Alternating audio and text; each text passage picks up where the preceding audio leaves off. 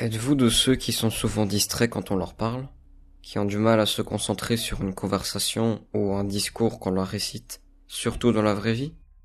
On me l'a souvent reproché, comme quoi ce serait mal poli. Pourtant, c'est très probablement ce qui m'a sauvé la vie. Un soir ordinaire, j'étais chez moi, regardant une série sur internet, quand j'ai entendu frapper à la porte. Il était 21h. Ça m'a surpris. Qui pouvait-ce bien être à une heure si tardive? J'ai tendu l'oreille, pour m'assurer qu'il ne s'agissait pas de mon imagination. Encore des coups à ma porte. Je me suis levé en soupirant. J'arrive. J'ai regardé à travers le judas.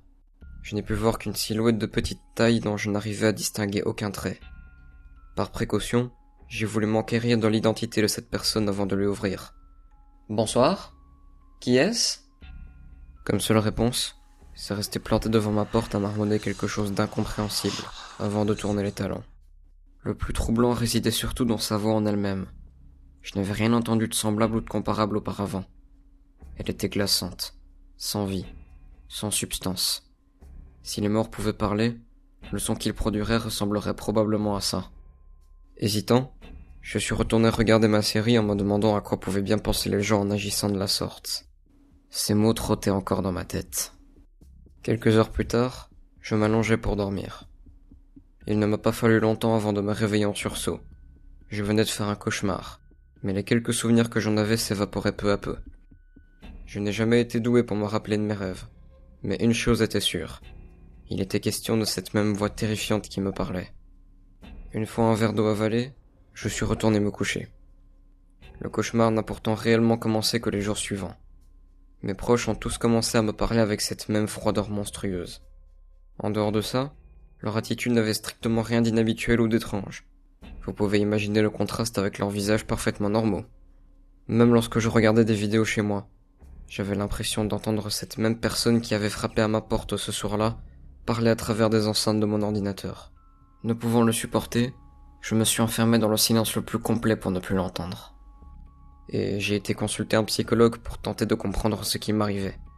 J'avais hésité entre ça et voir un médecin, mais j'avais la conviction que c'était plus psychologique que pathologique.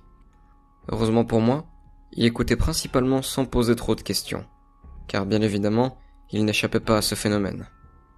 Il n'a pas été d'une grande aide. En quelques semaines, j'ai fini par m'isoler socialement, et même à changer de travail pour pouvoir rester dans le silence le plus absolu, en étant community manager. Je répondais à des gens sur internet, sans avoir l'insupportable son de leur voix, ou plutôt de la sienne dans la tête. C'était à la fois un soulagement et une grande tristesse. Ça a été très dur pour moi, malgré mon habitude à parler peu. Surtout que je ne pouvais ni visionner de vidéos, ni de séries, ni de films. Je ne pouvais plus entendre quiconque, fictif ou réel, me raconter une blague, me dire quelque chose de rassurant, me raconter une histoire, rien. Personne ne comprenait pourquoi je me renfermais ainsi. Je ne leur jette pas la pierre. Je n'aurais sans doute jamais cru quiconque m'aurait raconté d'événements aussi abracadabrants.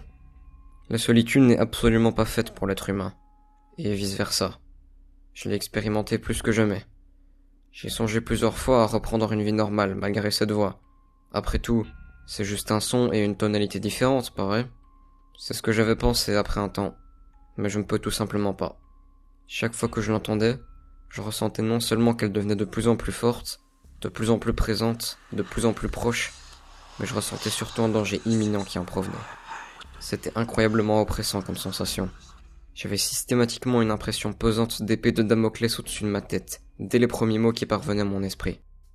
Je me suis résolu à stopper toute écoute jusqu'à ce que le problème soit réglé, espérant qu'il soit seulement possible à résoudre. Je m'y étais pas habitué. Ça restait invivable, mais je parvenais à m'y soustraire. Le cerveau humain déteste la privation sensorielle, et il me faisait avoir des hallucinations auditives si je restais trop longtemps sans écouter le moindre son. Du coup, je restais parfois à la fenêtre pour écouter le bruit de la circulation. Ma santé mentale ne s'était jamais aussi mal portée, et malheureusement, il est revenu à la charge. Un soir, il a de nouveau frappé à ma porte. Je suis resté dans mon lit, j'ai enfoncé mes boules cuisses dans mes oreilles avant d'aller voir.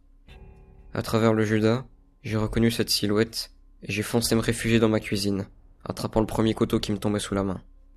Malgré les boules anti-son enfoncées presque jusque dans mes tympans, je parvenais à entendre ces murmures infernaux à travers ma porte.